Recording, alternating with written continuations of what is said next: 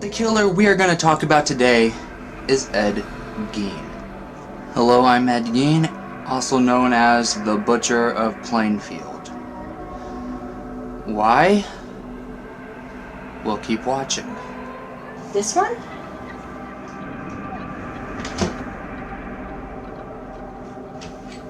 Here you go, Ed.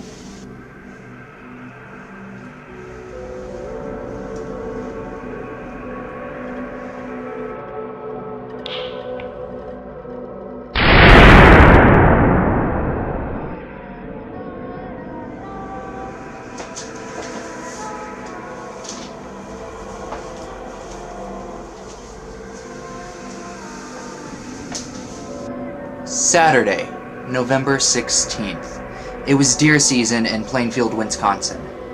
Weirdly, the local hardware store, which was supposed to be open, was closed. And the owner, Bernice Warden, was nowhere to be found. Later that day, when her son came home from deer hunting, he realized that the place was a mess. Blood everywhere. The only evidence found, other than blood, was a receipt for antifreeze. It was bought by a guy named Ed Gein. Everyone in the town of Plainfield knew Ed Gein. Ed Gein was a really nice guy. He was even a babysitter for many people's kids. But since it was the only lead the police had, they decided to go to Gein's house for questioning. When the police got to his house, they knocked on the door. No answer. That's when they decided to check his tool shed. It was dark and they couldn't see a thing. Their flashlights barely lit up anything. But then one of the police bumped into something, so they shined their flashlight to see what it was. And there she was.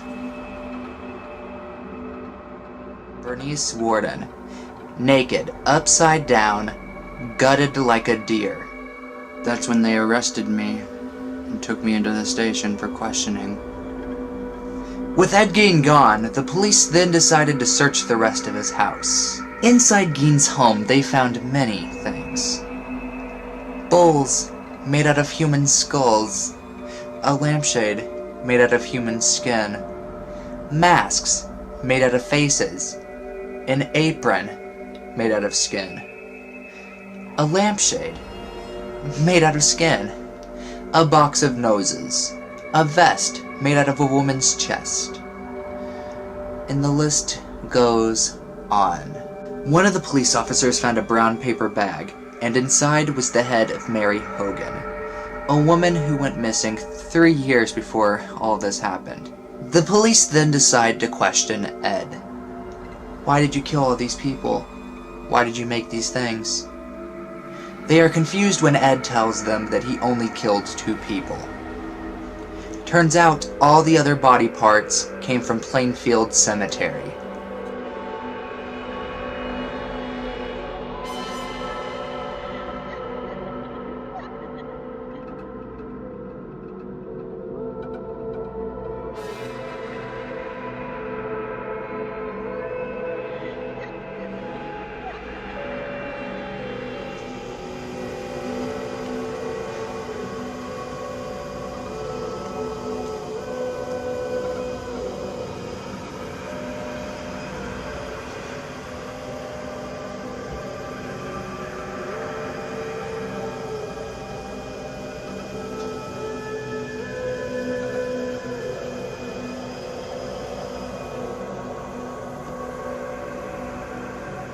After Ed's arrest, he went through a month-long court-ordered psychological evaluation. Born in 1906, Edward Theodore Gein was born to an alcoholic grocery store owner and a strong-willed, God-fearing housewife. Augusta Gein dominated her husband and her 2 sons, Ed and Henry. These 4 people are stuck together in this house, 3 of them under the control of this woman. In 1940, when Ed was 34, his father died. Ed is now left with only his brother and his dominating mother. In 1944, Ed and Henry found themselves stuck in the middle of a forest fire. Ed lost sight of Henry and then later returned with the police. Although Ed said that he had no idea where Henry was, he was able to lead them right to his dead body. There are rumors that there were bruises on Henry.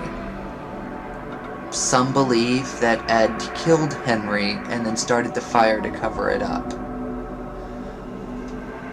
In 1945, Ed's mother had a stroke and died. Everything in Ed's world is now gone, even that one bit of sanity.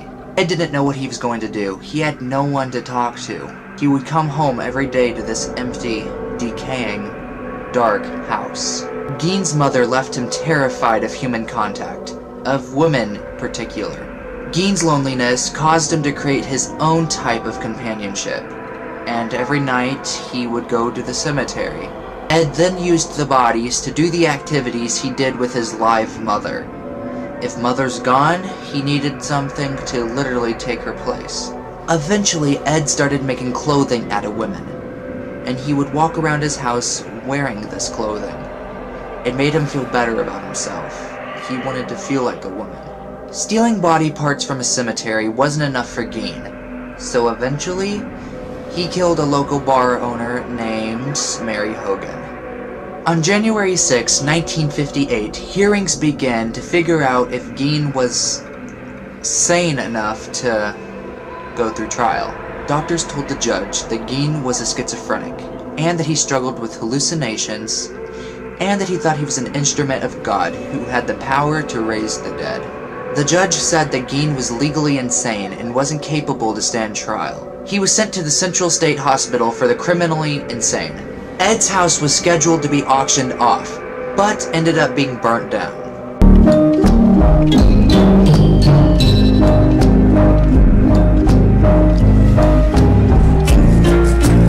In 1968, doctors wrote a letter to the court stating that Gein was now capable of standing trial. After a 9-day trial, the judge found him guilty. On July 6, 1984, Ed Gein died of respiratory failure.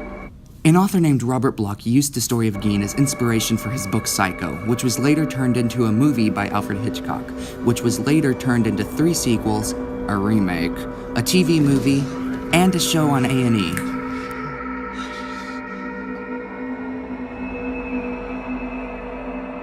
Leatherface from Texas Chainsaw Massacre was also based on Ed Gein.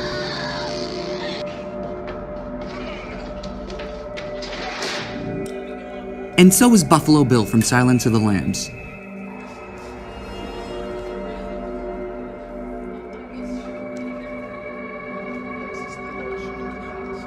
As twisted as Norman Bates was, as terrifying as Leatherface was, as pathologically insane Buffalo Bill was, Ed Gein is worse, because he was just all 3 of them put together.